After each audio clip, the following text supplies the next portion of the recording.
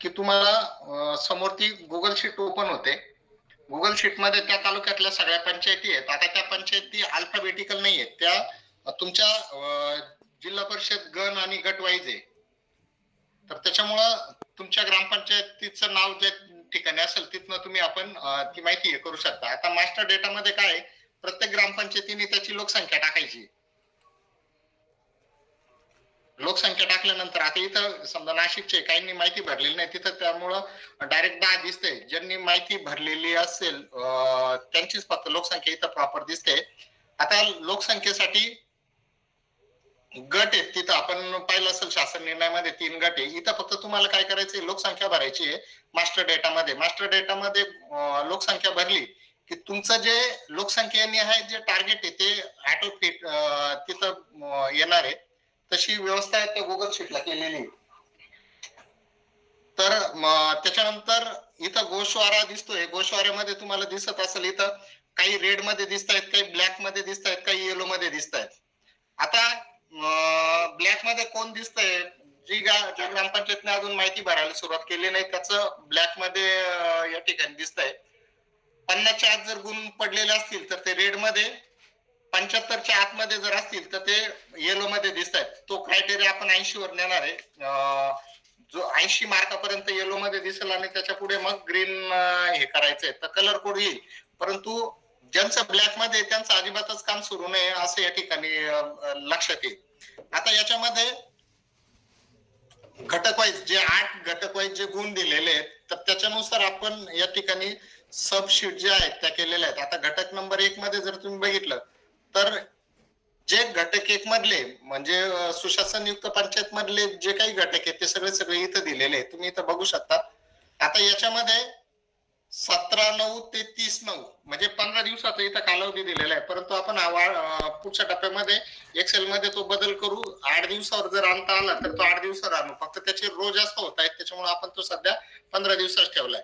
आता इथं तुम्हाला काय करायचंय की आजच्या स्थितीत या सगळ्या कॉलमची माहिती भरून काढायची. म्हणजे 17/9 ते 30/9 जरी म्हटलं तरी आज 24 तारीख आहे. आज 24 तारखेला अर्जाची जी काही स्थिती असेल तर त्या स्थितीची माहिती इथं द्यायची आहे.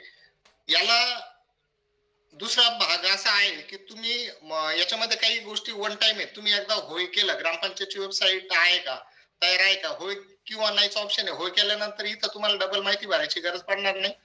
आता इथं होय आणि नाही हे 2 ऑप्शन आहेत. ही ज्यावेळी माहिती भरता त्यावेळी सुद्धा तुमची ती वेबसाईट पोर्टलवर हे केलंय की नाही ते तुम्हाला तिथं भरावं लागणार आहे. म्हणजे काही प्रश्न तुमचे जे वन टाइम आहे तर ते वन टाइम प्रश्न तुम्ही भरल्यानंतर ते परत भरण्याची गरज पडणार नाही.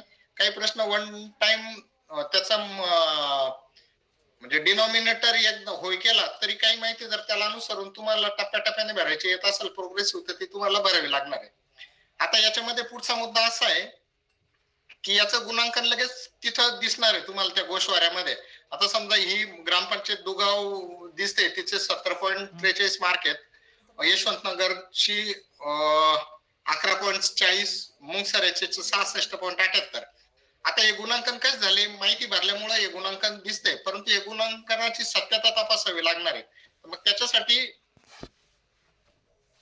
प्रत्येकाचे पुरावे त्या ठिकाणी जोडायचे आहेत. आता पुरावे कसे जोडायचे तर ते गुगल आपल्याला त्याचे हायपरलिंक करावे लागणार आहे. आता समजा मी जर इथं सांगतोय 70 किंवा इथं सांगतोय वेबसाईट तयार आहे का, तर होय म्हटलंय तर इथं लगेच काय येतंय, शेजारी जी लिंक येते, लिंक तिथं द्यायची आहे. त्या समजा हा वेबसाईटचा प्रश्न म्हणून वेबसाईटची लिंक तिथं टाकायची. म्हणजे तुम्ही ज्या मुद्द्याची माहिती तिथं भरताय तर त्या मुद्द्याची माहिती किंवा त्या मुद्द्याचं काहीतरी पुरावा त्या ठिकाणी तुम्हाला जोडावा लागणार आहे. जसं इथं वेबसाईटच्या बाबतीत लगेच वेबसाईटची लिंक टाकलेली आहे, तसंच इतर जर काही मुद्दे असतील, समजा आता घटक नंबर 2 मध्ये समजा वसुलीचा विषय आहे, तर वसुलीच्या याच्यासाठी लगेच तुमची जी पोटतिर्द असेल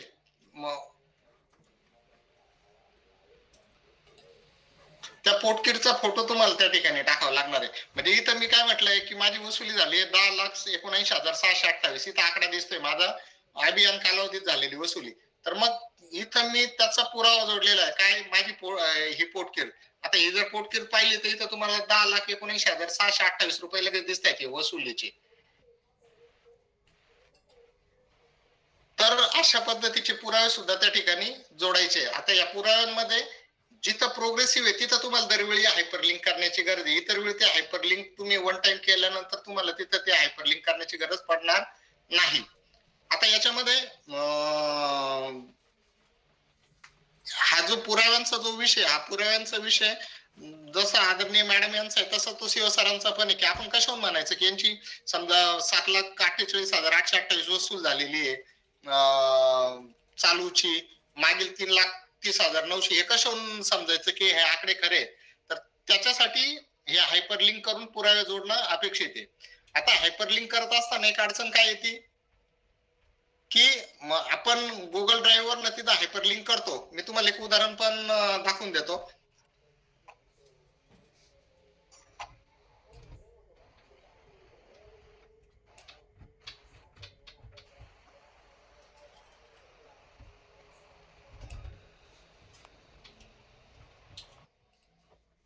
इथं क्लिक करायचं आहे समजा या इमेजवर, इथं लिंकचं हे आलेलं आहे बघा.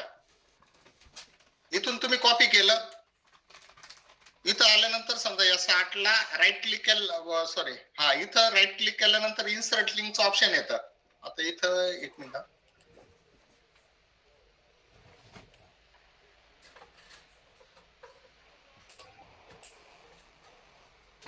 इथं आता हायपर इन्सर्ट लिंकचं ऑप्शन येतं. इन्सर्ट लिंकच्या वेळी इथं फक्त पेस्ट करायची कॉपी ती लिंक आणि ओके म्हणायचंय. ओके म्हटल्यानंतर ते लगेच काय होईल, तुम्हाला इथं लगेच ती लिंक जनरेट होईल.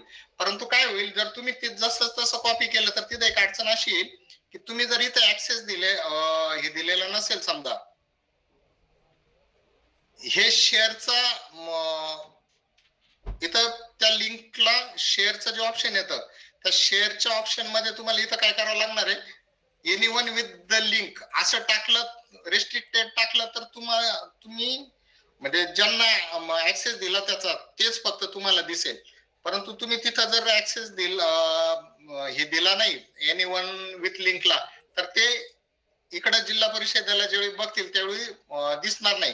आता आम्ही उद्या मॅडमांशी चर्चा करून तिथं जर फक्त स्पेसिफिक लोकांनाच ते दिसावं असं जर ठेवायचं असेल तर तेवढे मेल आम्ही तुम्हाला पाठवून देऊ, सगळ्यांना ग्रुपवर शेअर करू.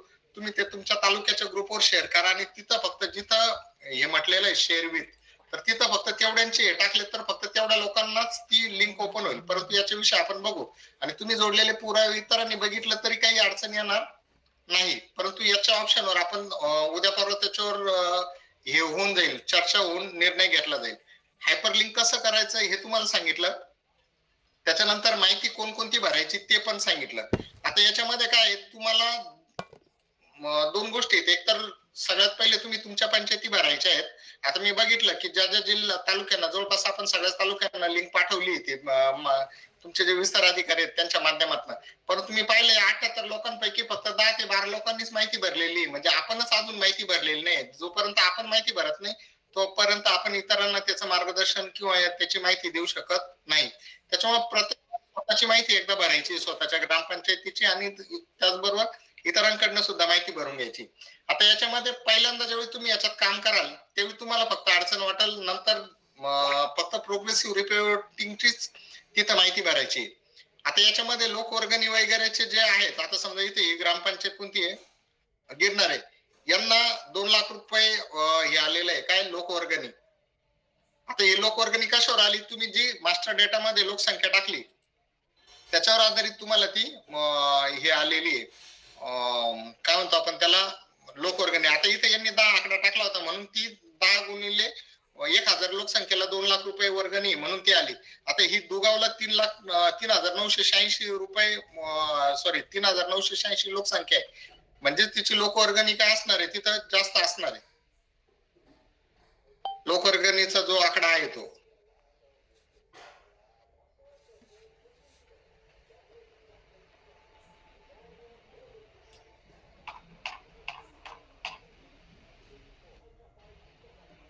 त्याच्यामुळे काही तुमचे जे टार्गेट आहेत ते तुम्हाला ऑलरेडी फिक्स करून दिलेले आहेत, ते तुम्हाला टाकायची गरज नाही, तिथं ते ऑटो आलेले असतील.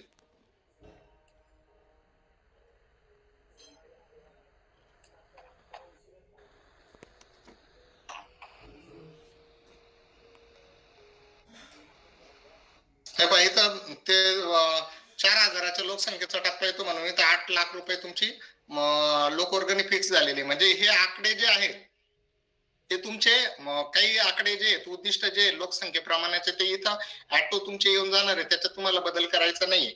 त्याच्यानंतर जे वन टाइम तुमचं टार्गेट असणार आहे, समजा वसुलीचं घरपट्टी मागील थकबाकीचं असेल, त्याच्यानंतर चालूची मागणी असेल, पाणीपट्टीची मागील थकबाकी, हे जे वन टाइम आकडे भरायचे ते फ्रीज झालेले आहेत. ते तुम्हाला एकदाच टाकावं लागणार आहे. ते डबल टाकण्याची गरज नाही. ह्या एक्सेल बद्दल कोणाला काही शंका आहे का आता? हॅलो. हा बोला. गांगुर्डे भाऊसाहेब बोलतोय खडक सुक्याने. हा बोला भाऊ. माझी लोकसंख्या 1588 आहे. हा. परंतु गुगल शीटला तिकडे जे